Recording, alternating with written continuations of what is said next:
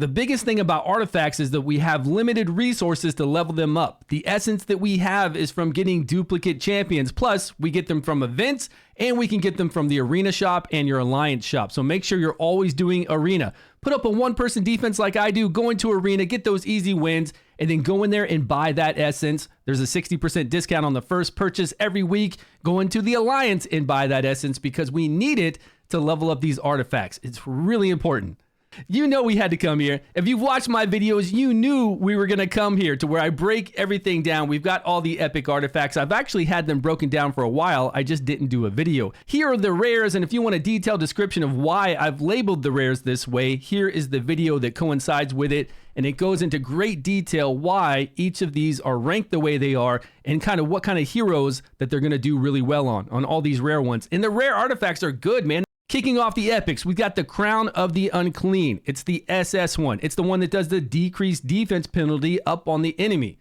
Anybody who has this on needs to have a multi-hit ultimate. That means that their ultimate hits multiple times. It'll either say that they create like a vortex and it's hitting multiple times, or they do 3 times hits on their ultimate, or maybe even more. Maybe it doesn't even say that, but you can clearly see that it's going down and doing different damage numbers. If they're doing multiple damage numbers, that means you have a chance to apply this debuff on that ultimate every hit that happens, but it will only apply it to one person. So on something like the Vortex boss or any boss you're fighting out there, having this Crown of the Unclean on one of your heroes is going to increase your overall damage greatly because it puts the defense penalty up on the enemy. It's 30% defense penalty. It's the only way in the game to get defense penalty. No hero does this, only the Crown. But it's a very powerful artifact because it helps your whole entire team to do damage. I put it on a Dree a lot of times because she'll drop down the turn meter on the bosses we fight. She'll put that recharge speed penalty on them. And with those 3 hits, she's going to get it up. We have like a 50% chance. You don't even have to level it high. Whatever percentage chance it's at, 50, 60, as long as you're getting multiple hits, you're going to get that decreased defense. And right now on the Vortex boss, it's increasing my damage by about 200,000. On the Vortex boss 2 overall for the team. So for me, that's the real SS artifact. If you're looking for one artifact that you can get in the epic category, that would be the one. The Eye of the Giant. This is a very good DPS artifact. We get ultimate damage of 20%. We get attack and attack percentage.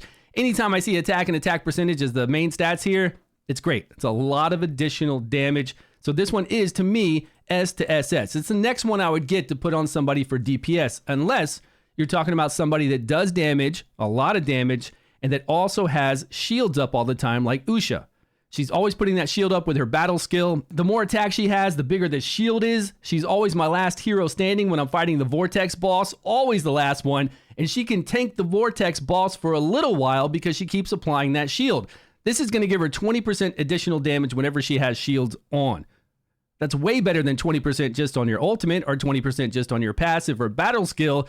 She's getting it all the time the shield is up. So if you do have somebody that's doing a lot of damage who does get shields up all the time, that attack plus the crit rate and then getting 20% damage is an SS artifact for damage dealers without a doubt. But you're not going to play Usha always for the rest of your days in every single scenario. So I don't know if I would go for the music box. The arcane music box is what I'm talking about right away. I would definitely still go for the Crown. Then you've got the Eye for pretty much anybody. And then you have the music box for anybody who is, again, putting shields up. And if you have somebody that's got a really cool passive that's doing a lot of damage, now I'm talking a lot of damage for a passive, that's got to be really something special. I don't know which heroes have a passive strong enough that's firing off enough, because a lot of them don't even have passives that do damage. But if you have one of those select ones that are actually doing a lot of damage on their passive, this would be great. And what we really need to do is off to the side, start putting in heroes that really benefit from this. And that's what I'll do. I'll come over here, I'll look through all the heroes that have passives that do damage, and I'll start putting their names out to the side and break this down even further. That'll help me out when I want to go test this out to see if the passive damage of 20% is better to have than maybe their ultimate or their battle skill. We don't know until we test that one. That's a little hard to say. It'd have to be an amazing passive ability. So I got that kind of as an A rank, but who knows? It could be really amazing for one hero out there, but not for everyone. The Phoenix Feather is attack plus defense percentage. We get 40% additional attack when the hero drops below 50% HP. trigger this every 20 seconds, I don't see the need to ever use this. What hero do we need to drop below 50% HP just to get 40% additional attack for 10 seconds every 20 seconds? This is probably one of the worst ones I've seen out there. Even if I have a hero that's going to drop under 50% quite often, I doubt it's anywhere near every 20 seconds, and it's really hard to plan that out. So it just doesn't make sense to have that additional defense percentage plus the attack and then have this to get 40% attack. I don't really like that artifact. Let me know with all of these, though, if you know of a hero that works really well with one of these and you think it's going to be amazing, tell me. And I'll go test it out on the test server. I have them all. I can level them all up. We'll put them on those heroes, and we'll see if they are good or not. The Silver Star Horseshoe gives us attack plus critical damage, which means we need crit rate to take advantage of that critical damage. If you don't crit hit, you don't get that additional critical damage. You can see I've put SS Dauntless Heroes because Dauntless Heroes, most of their attacks are basic attacks. Whenever you do a basic attack here, you have a 20% chance to get 50% attack speed for 10 seconds. There are a lot of other heroes in the game that take advantage of having high attack speed. I can think of a couple rares. I can think of a couple people who have passives where if they do additional basic attacks, they'll do something special. So there are other ones out there, but this does have critical damage tied to it as well. So really the Dauntless class. Something like Sutha is a legendary Dauntless. She needs crit rate to hit twice with all of her abilities. Well, if she's critting all the time and hitting twice with all of her abilities, and all of her abilities actually count as basic attacks, she's going to be taking advantage of this every 10 seconds for sure, getting this additional attack speed, getting that high crit that she already has, taking advantage of this critical damage, and it's going to make her pump out some serious damage. The Goblet of Dragon Blood is attack plus attack speed, ultimate skill, 100% chance to obtain 20 crit rate for 10 seconds every 15 seconds. I'm actually not a big fan of this. I don't have it rated. I should put like maybe an A here. The attack speed's cool. The attack on it is nice, but 100% chance whenever you do your ultimate to get 20 crit rate. Is that going to be better over a 5-minute fight with this over something that's giving us attack percentage plus your ultimate's doing more damage? I don't know. That I'm going to need to test. Those are pretty much the epic damage dealing artifacts. Down here in the green, we have the two healing type ones. We've got flat defense plus HP percentage. When healing an ally below 40% HP, heal them for an extra 30%. The rares have one where it just increases your healing. Increase your healing by 15%. So all your healing is increased by 15%. You get defense and HP. Whereas this one increases our healing by 30% if they're under 40% HP. I don't know. I'd kind of like to go for the rare one where I get half of it all the time instead of 30% when they're under 40% HP. To me, that's what I feel like. So I don't have this one labeled really high. I kind of would prefer to use the rare one if I didn't need these stats to stay alive. The Life Spindle, though, we get HP and defense. When healing an ally with a battle skill, 50% chance to grant them 12% max HP heal to that ally. Then I've got some side notes over here. What if the battle skill is an AoE heal? We have some people that have AoE heals for battle skills. Is it going to give each person it heals a 50% chance to get this 12% max HP? Either way, even if it doesn't, it's still a really good artifact. 50% chance when we heal somebody with a battle skills pretty often, we're going to get this 12% max HP healing pretty often as well. Down below that, we have the Ancestor's Candle. We get HP and resistance. Battle skill reduces the recharge time of the next battle skill by 10 seconds. Battle skills are always 10 to 12 seconds long, so if we reduce that by 10%, that's maybe 1 second. It'll be 1 second. So maybe for arena, if you're trying to get that battle skill off quicker against somebody else who has a similar type battle skill and you want to get it off first in arena, or if you're running through a dungeon and you have a battle skill that will really save your tank or save your team, and that battle skill is key for that dungeon and you need it 1 second faster every rotation, then you could throw this on there. So really niche, right? Like, I don't know when I'm going to need this. I don't know if I'm going to need this, but if I do, it's here. But we also have to spend a lot of resources to get it to this max amount. Don't forget that. Everything I'm explaining to you are their maxed out stats. They don't come with 20% additional damage here or even 10% battle skill. You have to put a lot of resources into this. So to get that 1 second, is it worth all those resources? Because you can't reset these artifacts. We can't take them back down to level 1. We are stuck with what we use, and we do have limited essence to level these up. So that's why we kind of have to be, that's why we have to be very careful with what ones we level up. We've got this incense burner here that I have at S. We've got HP and accuracy, which are great stats. Increase ultimate energy by 10% after casting an ultimate. Now, why is this one S when the other one is A? The other one's a battle skill, and usually battle skills are lower cast times. Ultimates are normally higher cast times, so doing 10% of 20 seconds is 18 seconds then.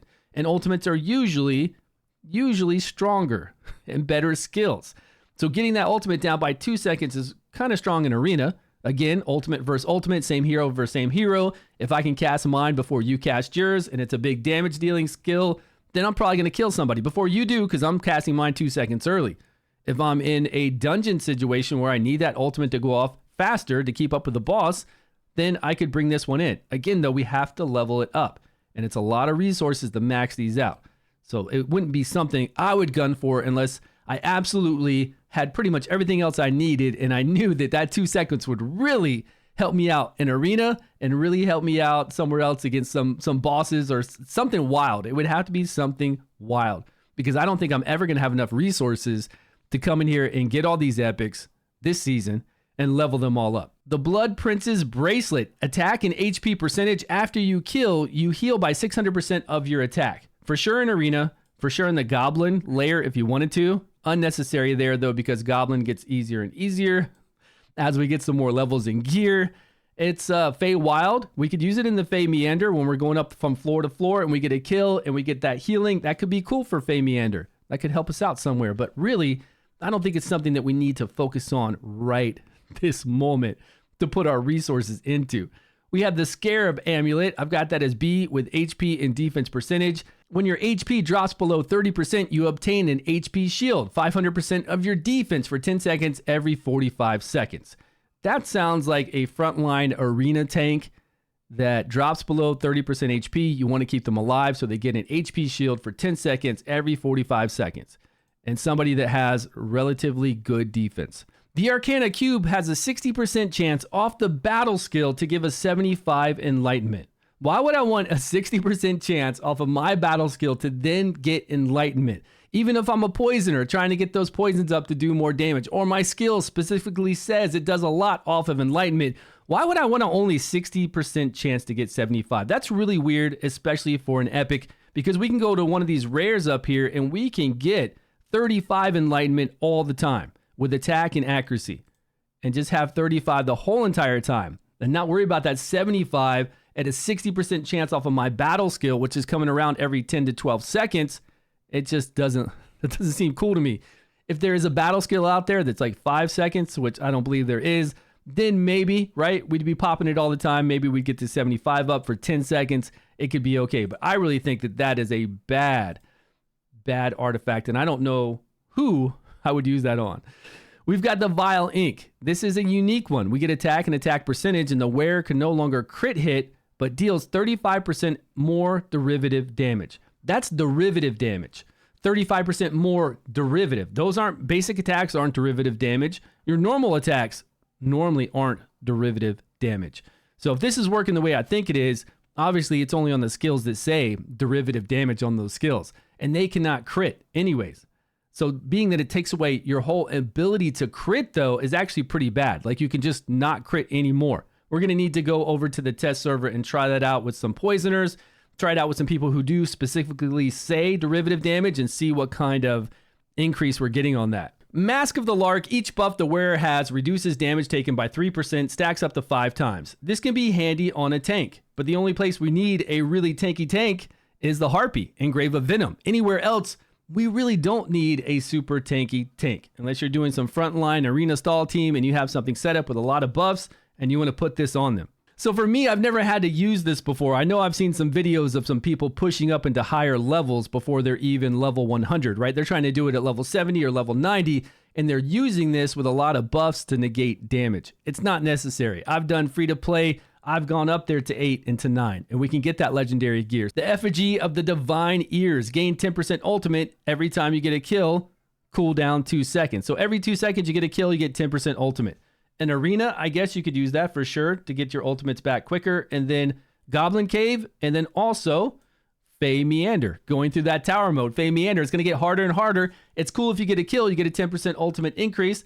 that could be pretty fun. The tiara here is actually built for one hero in the game. You get defense plus you get enlightenment, and then it makes your shields 15% stronger. Now you could put this on like that legendary lizard tank that does 25% max HP shields. Yeah, they're still going to be stronger. He's not going to take advantage of the enlightenment, but it still would be kind of cool on him. Anybody who does mega shields and you want to make them bigger, 15% is the max. Remember, we got to level that up. We got to put a lot of resources into this. Now, there is one fire epic, this guy right here, who does do damage and does do shields based off of enlightenment. A huge portion of it is off of enlightenment. And he does do a lot of shields. And then if you have shields from him already on your team and he does shields again, he'll heal you 75% of the shield amount on top of shielding you. So for him, it's kind of built. It's really, really built for him because he has the enlightenment part of it to where he's going to get damage and do shields based off of enlightenment. And then he does a lot of shields. I can't think of a lot of other people. There are healers out there that do healing off of enlightenment. And some of them do shields maybe on their battle skill. And this would be fine for them. Definitely fine for them if they do healing based off of enlightenment and they also do shields. The Platinum Knight shield defense and HP percentage reduce AoE damage by 20%. We just got to a new dungeon today, the Ancient Battlefield, where we're fighting against this big guy with a shield and these arms are coming out of it. Looks awesome. He's always pounding the ground doing AoE damage. Somewhere like that, sure, we could use it. The Vortex Boss, okay, we could use it there too. Arena, in certain situations, you could use it there as well. But how important is it for you to get it like now and focus on it? I just don't know where I'm taking so much AoE damage that 20% reduction in that is going to really save my butt or make it so that I win in arena or that I do so much more damage somewhere or that I win against the Ancient Battlefield guy. I just don't see it happening. Not right now. So I wouldn't really go for that one right away either. Those are all the artifacts. The one I would recommend would be the Crown of the Unclean so you can get overall total damage for your team. Get that decreased defense penalty up on the enemy. It's the only way we can get it. There's no other way. There's nobody in the game that can do this decreased defense penalty. So this artifact is pretty unique. And it has a lot of accuracy and a lot of flat defense to keep that person alive and to land all the debuffs they might be applying with this decreased defense. If you have any clever ways that you want to use these artifacts that you can think that would work out really well, like the Arcane Music Box on Usha, because she gets those shields all the time, let me know. I'll test them out and we'll see if they do well. Appreciate you guys for watching.